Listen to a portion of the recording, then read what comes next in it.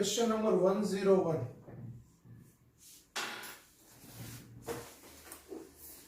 એમ દળનો એક કણ v સદિશ વેગથી ગતિ કરતા તેના જેટલું જ દળ ધરાવતા બીજા સ્થિર રહેલા કણ પર કણ સાથે સ્થિતિસ્થાપક સંઘાત અનુભવે છે, તો સંઘાત બાદ પ્રથમ કણનો વેગ. હવે આપણને ખબર છે કે જો બે કણ છે એ સરખા દળના હોય અને આનો વેગ v1 હોય અને આનો વેગ v2 હોય, તો અથડામણ બાદ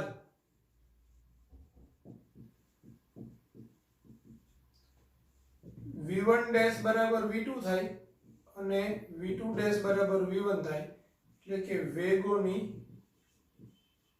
અદલા બદલી થાય.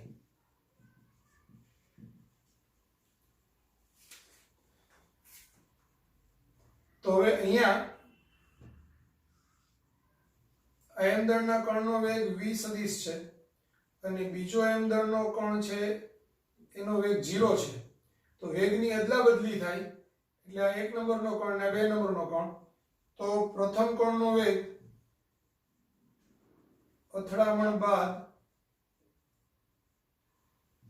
v1 ડેશ બરાબર v2 બરાબર 0 થશે, એટલે આપણને આ v1 ડેશ જ પૂછ્યું છે, તો v1 ડેશ બરાબર 0 વેગ થશે.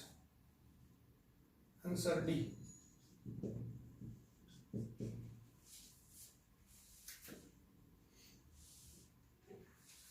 Next question 102.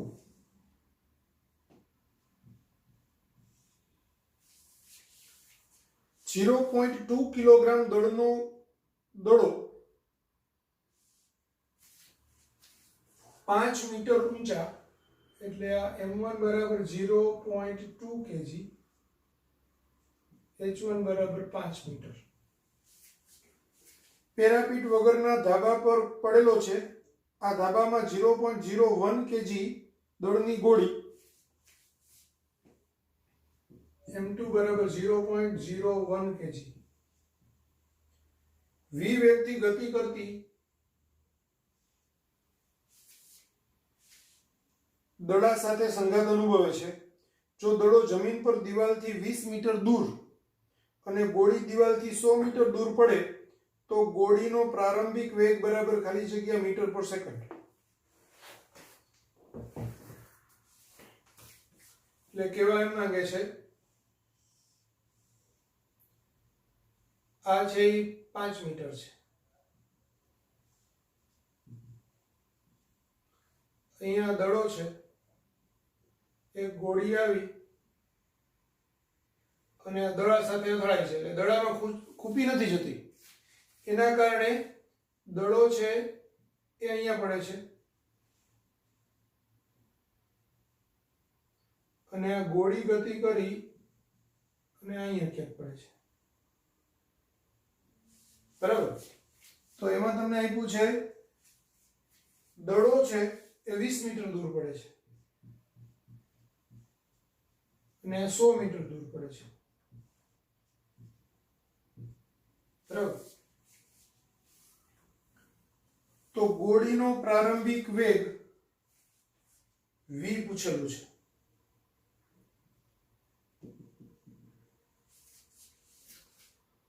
હવે સમજો,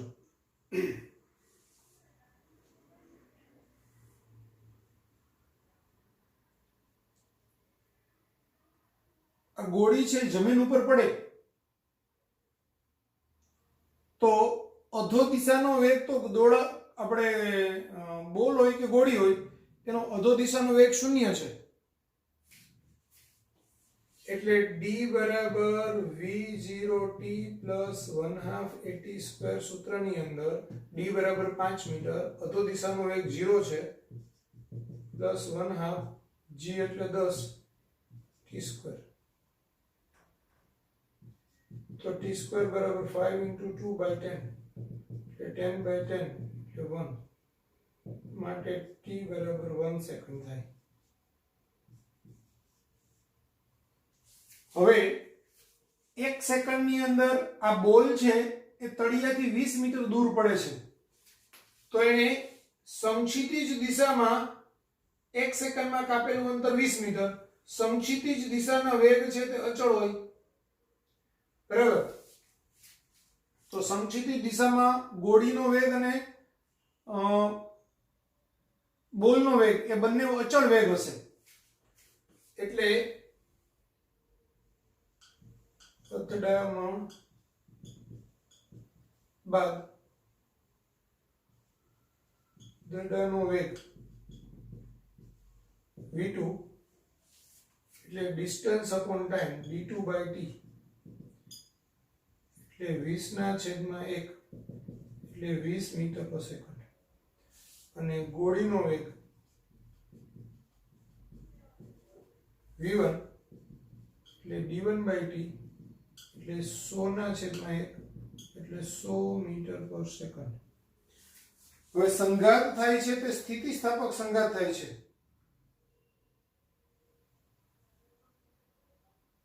ના, સ્થિતિસ્થાપક નથી, ખાલી સંઘાત થાય છે એટલું કીધેલું છે. તો સંઘાત દરમિયાન માત્ર સંઘાત થતો હોય તો વેગમાન સંરક્ષણનો નિયમ એપ્લાય થશે, એટલે વેગમાન સંરક્ષણ ના નિયમ મુજબ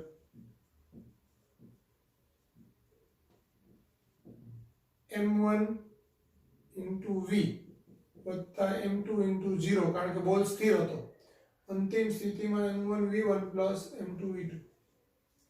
તો m1 એટલે 0.2 આ v વત્તા 0, m1 એટલે 0.2 v1 એટલે ગોળીનો વેગ 100 મીટર પર સેકન્ડ વત્તા m2 એટલે 0. m1 એટલે ગોળીનો વેગ, તો આ ખોટું લખ્યું અહીંયા. આ દડાનો વેગ દળ છે ને આ ગોળીનો વેગ છે, કારણ કે આપણે પાછળના એને 1 ને આગળના એને 2 કહીએ છીએ, એટલે અહીંયા m2 લેવું પડશે આપણે. એટલે આ 0.01 ને આ 0.2, v2 ની કિંમત 20 મીટર પર સેકન્ડ, એટલે 0.2v બરાબર આ 0.01 * 100 એટલે 1 વત્તા આ 2/10 એટલે 40/10 એટલે 4, એટલે v બરાબર 5/0.2 એટલે 50/2 એટલે 25, તો v બરાબર 25 મીટર પર સેકન્ડ થશે.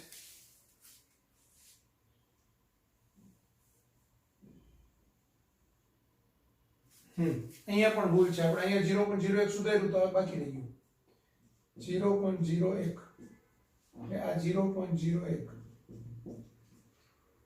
એટલે અહીંયા 0.01 એટલે આ થશે 500. તો ગોળીનો પ્રારંભિક વેગ 500 મીટર પર સેકન્ડ થશે, એટલે 500 મીટર પર સેકન્ડ ઓપ્શનમાં છે સી, એટલે આપણો આન્સર આવે સી. ચાલો અહીંયા એક મકાન ઉપર છે, કોઈ બાઉન્ડ્રી વોલ દિવાલ કરેલી નથી, પારાપીટ જે લખેલું છે ને તે ઉપર કઈ કરેલ નથી, એના ઉપર એક બોલ પડેલો છે, ગોળી આવીને એની સાથે v વ્યક્તિ અથડાય છે, બોલનું દળ. હવે બોલ છે આપણે જનરલી અથડામણ વાળા વખતે આગળની જે વસ્તુ એને 2 લેવાનું, પાછળથી જે ગતિ કરીને અથડાય એ 1 લેવાનું, એટલે 1 છે એ 2 સાથે અથડાય, બરાબર. તો આ જે ગોળાનું દળ આપ્યું છે અથવા તો દડાનું જે દળ આપ્યું છે એ 0.2 kg છે અને ગોળીનું દળ 0.01 kg છે. હવે આ બોલ આમ નીચે પડે, ગોળી નીચે પડે, તો અધો દિશામાં બોલ અને ગોળીનો વેગ 0 છે, એટલે એને અહીંથી અહીંયા સુધી પહોંચવા માટે લાગતો સમય શોધવો છે મારે. પ્રારંભિક વેગ 0 છે, અંતર 5 મીટરનું કાપે છે, તો d બરાબર v0t + 1/2 એટલે આ તો ટર્મ 0 થઈ જશે, આ 1/2 a બરાબર ગુરુત્વ પ્રવેગ g એટલે 10, તો આ 5 દુ 10, 10/10 એટલે 1, એટલે t બરાબર 1 સેકન્ડ થાય. તો ગોળી બી નીચે 1 સેકન્ડમાં પહોંચે અને બોલ બી નીચે 1 સેકન્ડમાં પહોંચે, બરાબર. હવે અથડામણ પછી દડાનો વેગ, તો રકમમાં તમને એમ કીધું છે કે અથડામણ પછી દડો છે એ દિવાલથી 20 મીટર દૂર અને ગોળી છે એ દિવાલથી 100 મીટર દૂર પડે છે. એનો મતલબ એવો થયો કે દડો છે એ 1 સેકન્ડમાં સમક્ષિતિજ દિશામાં 20 મીટરનું અંતર કાપે છે, એટલે એનો વેગ 20/1 એટલે 20 મીટર પર સેકન્ડ થાય, અને ગોળી સમક્ષિતિજ દિશામાં 100 મીટરનું અંતર કાપે છે 1 સેકન્ડમાં, તો સમક્ષિતિજ દિશામાં એનો વેગ 100/1 એટલે 100 મીટર પર સેકન્ડ થાય. હવે વેગવાન સંરક્ષણના નિયમ મુજબ m1v + m2 * 0 બરાબર m1v1 + m2v2. તો m1 ની વેલ્યુ 0.01 v, m1 એટલે 0.01, v1 એટલે 100 અને m2 v2 તો 0.2 અને v2 એટલે 20. પછી એના પરથી આપણે કિંમતો શોધી તો એ 1 ને 4 ગુણાકાર કરીને એટલે 5/0.01 એટલે 500 મીટર પર સેકન્ડ. તો આપણો આન્સર આવશે C, 500 મીટર પર સેકન્ડ. લખી નાખીએ.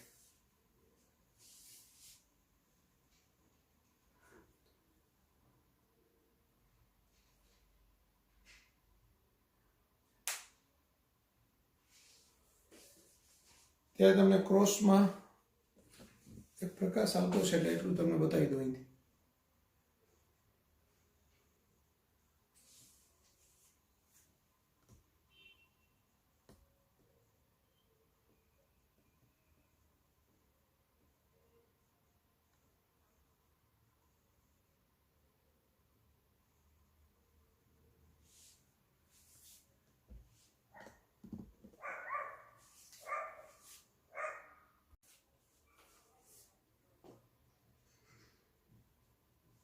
Question number 104. Sorry, 103. A, B અને C ત્રણ પદાર્થો ઘર્ષણ રહિત સમક્ષિતિજ સપાટી પર સમરેખ મૂકેલા છે. જો તેમના દળ અનુક્રમે m, 2m અને m તથા એ પદાર્થ 9 મીટર પર સેકન્ડની ઝડપથી B તરફ ગતિ કરીને B સાથે સ્થિતિસ્થાપક સંઘાત અનુભવે છે. આ સંઘાત બાદ B પદાર્થ C પદાર્થ સાથે સંપૂર્ણ સ્થિતિસ્થાપક સંઘાત અનુભવે છે. તો સંઘાત બાદ C પદાર્થનો વેગ ખાલી જગ્યા મીટર પર સેકન્ડ થશે.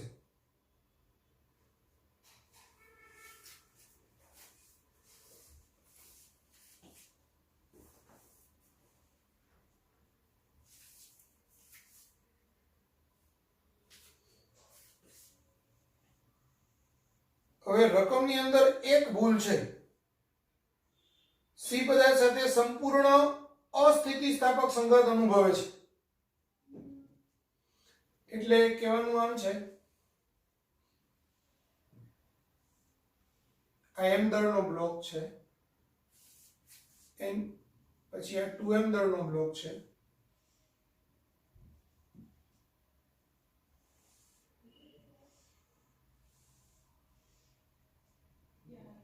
આ m દળનો બ્લોક છે, આ A છે, આ B છે અને આ C છે. બરાબર. હવે પહેલા આવશે A, એનો વેગ છે 9 મીટર પર સેકન્ડ. એટલે A અને B ની અથડામણ બાદ B નો વેગ. હવે જો આને હું 1 કહું તો આ 2 કહેવાય. બરાબર. તો મારે v2 ડેશ નું સૂત્ર લખવું પડે. v2 ડેશ નું સૂત્ર છે, હવે હું તમને v1 ડેશ v2 ડેશ બેના સૂત્રો ફરીથી એક વખત રિવાઇઝ કરાવી દઉં. v1 ડેશ અને આ v2 ડેશ.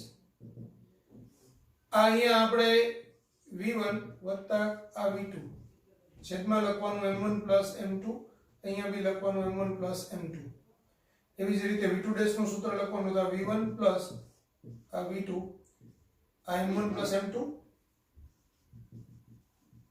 આ m1 પ્લસ m2. હવે પહેલી જગ્યાએ બાદબાકી, અહીંયા 1 છે તો 1 પાસે બાદબાકી એટલે એમાં m1 માઈનસ m2 લખવાનું. અહીંયા 2 પાસે બાદબાકી એમાં m2 માઈનસ m1 લખવાનું. અહીંયા 1 જગ્યાએ 2m1 લખવાનું, અહીંયા 2 જગ્યાએ 2m2 લખવાનું. બરાબર. તો હવે v2 ડેશ ના સૂત્રમાં v2 ડેશ એટલે b ગોળાનો a અને b ની અથડામણ બાદ b નો વેગ, તો એ v2 ડેશ થશે. તો v2 ડેશ એટલે 2, m1 એટલે આનું દળ પેલા કણનું બે જે અથડાય એમાં જે પેલો પાછળ વાળો હોય તે 1 ને આગળ વાળો હોય તે 2, તો આનું દળ m છેદમાં m પ્લસ 2m, v1 એટલે આનો વેગ 9 મીટર પર સેકન્ડ એટલે આ 9 વત્તા આ 2m માઈનસ m છેદમાં m પ્લસ 2m, પણ v2 એટલે આ સ્થિર હતો શરૂઆતમાં એટલે આનો વેગ 0 એટલે આ 0, તો આ 9 9 દુ 18 m છેદમાં 3m, mm કેન્સલ 6 તરી 18 એટલે 6 મીટર પર સેકન્ડ. આનો વેગ શું થશે ખાલી એમ જ, આની જરૂર નથી, v1 ડેશ શોધવાની કોઈ જરૂરિયાત નથી, પણ ધારો કે શોધીએ તો આ v2 ની કિંમત તો 0 એટલે આટમ તો આમાં 0 થશે. આ m - 2m એટલે -m છેદમાં 3m એટલે mm કેન્સલ થાય તો -1/3 અને v ની કિંમત 9 એટલે -9/3 એટલે -3 મીટર પર સેકન્ડ થાય. એનો મતલબ એવો થાય કે આ આની સાથે અથડાય છે એટલે આ 6 મીટર પર સેકન્ડના વેગથી આગળ જશે અને આ 3 મીટર પર સેકન્ડના વેગથી એ છે એ પાછો જશે. બરાબર, એટલે એ તો રિટર્ન થઈ જવાનું છે. હવે બી પાસે પહોંચ્યા તો બી એ જે 6 મીટર પર સેકન્ડના વેગથી આગળ જાય છે, ઘર્ષણ રહિત સપાટી છે એટલે એનો વેગ અચળ થઈ જશે. એટલે આ 6 મીટર પર સેકન્ડના વેગથી ગતિ કરતો આવી અને આ સી સાથે અથડાશે. તો હવે બ્લોક બી 6 મીટર પર સેકન્ડના વેગથી સ્થિર રહેલા સી બ્લોક સાથે સંપૂર્ણ, હવે જો ધ્યાન આપો, રકમમાં લખ્યું છે સંપૂર્ણ સ્થિતિસ્થાપક અથડામણ અનુભવે છે. સંપૂર્ણ સ્થિતિસ્થાપક અથડામણ અનુભવે એમ દાખલો ગણીએ તો એનો જવાબ છે તે 4 ઓપ્શનમાં ક્યાંય નથી એવો આવે, ને સંપૂર્ણ અસ્થિતિસ્થાપક કરી નાખીએ, શબ્દની આગળ સ્થિતિની જગ્યાએ અસ્થિતિસ્થાપક એવો શબ્દ કરી નાખીએ તો પછી જવાબ છે તે આપણો જેમાં આપ્યો છે તેવો જ આવે. એટલે પહેલા આપણે સંપૂર્ણ અસ્થિતિસ્થાપક લઈને ગણતરી કરું, પછી સ્થિતિ કરી નાખો. એટલે અત્યારે રકમમાં ચેન્જ કરીએ છીએ, સંપૂર્ણ અસ્થિતિસ્થાપક અથડામણ અનુભવે છે. હવે સંપૂર્ણ અસ્થિતિસ્થાપક અથડામણ થાય તો શું થાય? હંમેશા કોઈ એક પદાર્થ આગળ હોય ને પાછળ હોય તો પાછળ રહેલો કણ છે સ્થિર રહેલા આગળના પદાર્થ સાથે અથડાય અને પછી બંને સંયુક્ત વેગ v થી ગતિ કરે. તો અહીંયા હવે આ બ્લોક બી છે, બરાબર, એનું દળ 2m છે, એનો વેગ 6 મીટર પર સેકન્ડ છે અને આ સી છે એનું દળ m છે, બરાબર, આ સ્થિર છે એટલે v બરાબર 0 છે. ઓકે, હવે અથડામણ પછી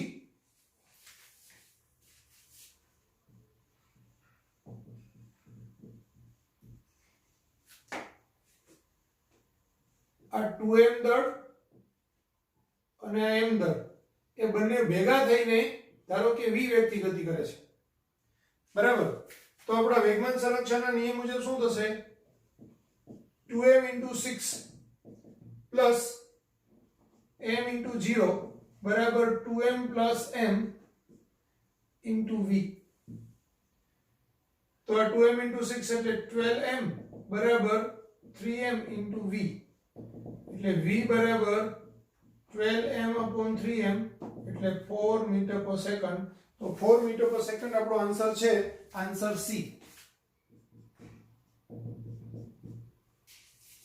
બરાબર, એટલે આપણો આન્સર આવશે તે સી આવશે, 4 મીટર પર સેકન્ડ, અને એ જ આપણો આન્સર છે.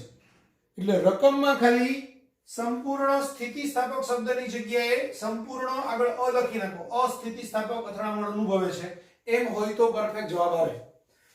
હવે સંપૂર્ણ સ્થિતિસ્થાપક હોય તો શું થાય?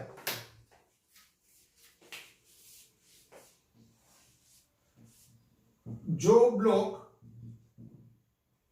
બી 6 મીટર પર સેકન્ડના વેગથી સ્થિર રહેલા સી બ્લોક સાથે સંપૂર્ણ સ્થિતિસ્થાપક અથડામણ અનુભવે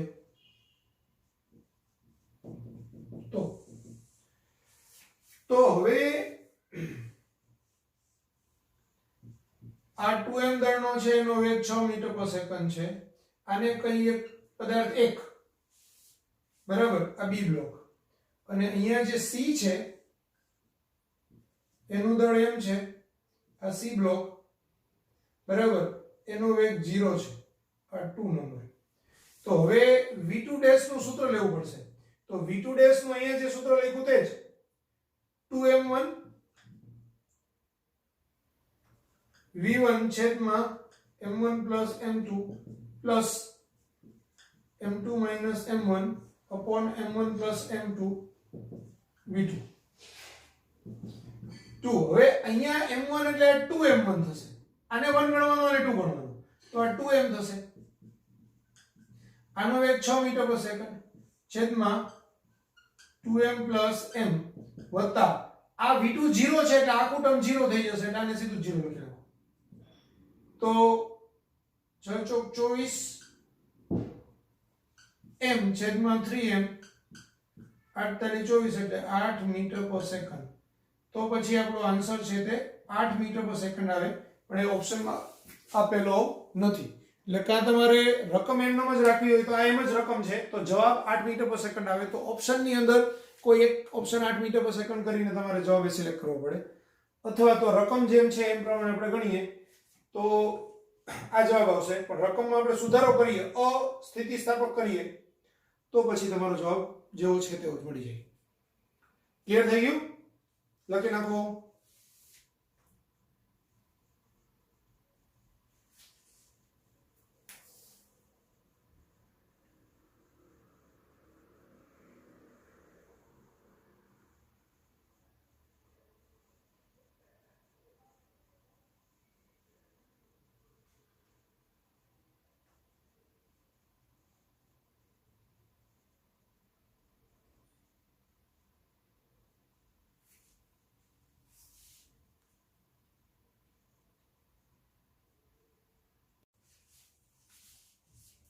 Question number 104.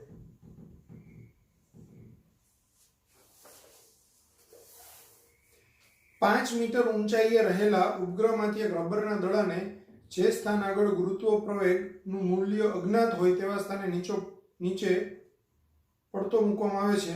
તે જમીન સાથે અથડાઈને 1 મીટર ઉછળે છે.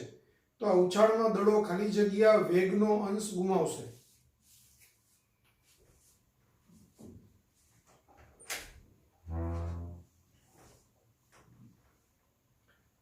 અહીંયા 5 મીટર ઊંચાઈએથી દડોને મૂકવામાં આવે છે.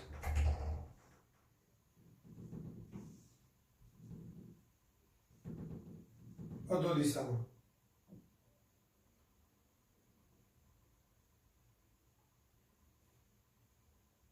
એટલે અહીંયા અથડાયા પછી અથડાય ત્યારે આ વેગ v1 છે, અથડામણ પછીનો વેગ ધારો કે v2 છે, અને અથડામણ પછી એ દડો અહીંયા જ પહોંચે છે એટલે આ 1.8.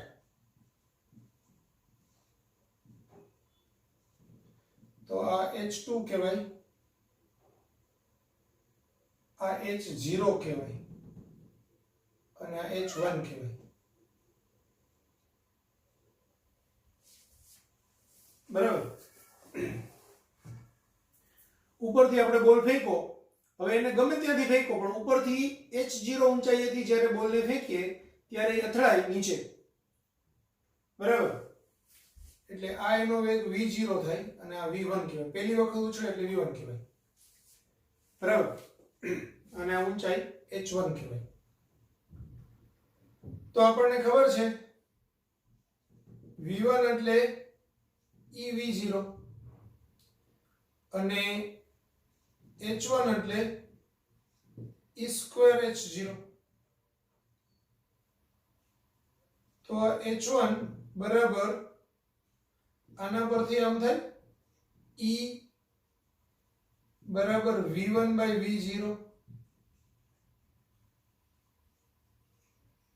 એટલે અહીંયા આ v1 બાય v0 એનો સ્ક્વેર ઇન્ટુ h0 તો v1 બાય v0 એનો સ્ક્વેર બરાબર h1 બાય h0 એટલે v1 બાય v0 બરાબર under route h1 by h0 એટલે અંડર રૂટ h1 એટલે 1.8 મીટર આ 5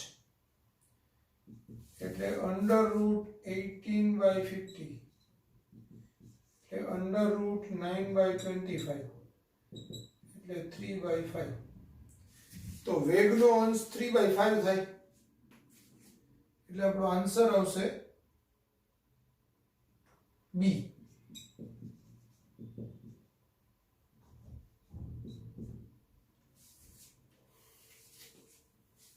બરાબર. આ બંને સૂત્રો આપણે સાબિત કરેલા છે કે ભાઈ v1 બરાબર ev0 થાય અને h1 બરાબર e સ્ક્વેર h0 થાય.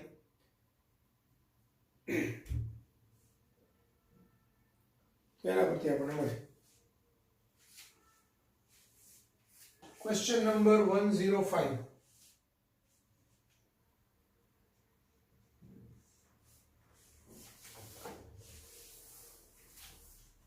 h1 ઊંચાઈએથી m દળનો એક દડો નીચે તરફ ગતિ કરતા કરતા જમીન સાથે અથડાઈને h2 ઊંચાઈ સુધી ઉછળે છે. તો જમીન સાથે અથડાય ત્યારે તેના વેગમાનમાં ફેરફાર. હવે અહીંયાથી આ h1 ઊંચાઈ છે. h1 ઊંચાઈથી અહીંયા આવે ત્યારે ધારો કે એનો વેગ અહીંયા v1 છે. અથડામણ પછી ઉપરની તરફ જાય ત્યારે એનો વેગ ધારો કે v2 છે અને તે આ h2 હાઈટ સુધી પહોંચે છે. બરાબર. હવે ઉપરથી એ જ્યારે નીચે આવશે ત્યારે v2 v0² બરાબર 2ad સૂત્ર મુજબ v1² - 0 નો વર્ગ બરાબર 2gh1 એટલે v1² બરાબર 2gh1 એટલે v1 બરાબર √2gh1. આ આપણને વેગનું મૂલ્ય મળ્યું સમીકરણ 1. એવી જ રીતે આના માટે આપણે ગણીએ તો આ 0 નો સ્ક્વેર માઈનસ v2² બરાબર 2 - gh2 એટલે v2² બરાબર 2gh2 એટલે v2 બરાબર √2gh2. આ v2 વેગનું મૂલ્ય મળ્યું. બરાબર. હવે વેગમાનનો ફેરફાર એટલે ડેલ્ટા p બરાબર p2 - p1 એટલે mv2 - mv1 એટલે mv2 - v1 એટલે m. હવે આપણને તરત જ એમ થઈ જાય કે આ v2 મૂકી દો ને આ v1 મૂકી દો તો અહીંયા બાદબાકીની સાઈન આવે અને બાદબાકીની સાઈન છે એ પાછી ઓપ્શનમાં કદાચ આપી બી હોય, નથી આપી પણ આપી શકે. હવે ધ્યાન આપજો અહીંયા છે ને આ v1 છે આ v2 છે એટલે એકનો વેગ ઋણ લેવાય ત્યારે બીજાનો વેગ ધન લેવાય. એટલે આપણે ઉર્ધ્વ દિશાને જો હું ધન લઉં તો અધો દિશાના વેગને મારે ઋણ લેવો જોઈએ. એટલે v2 - v1 આ તો માત્ર મૂલ્ય છે. v1 ને v2 છે એ મૂલ્ય છે. આ દિશા સાથે કહેવાય એટલે m v2 + v1. હવે હું કિંમત મૂકું તો m બ્રેકેટમાં √2gh2 + √2gh1. તો આપણો આન્સર આવશે બી. આમ થશે. એટલે આ અધો દિશામાં ટૂંકમાં એની -v1 દિશા કહેવાય.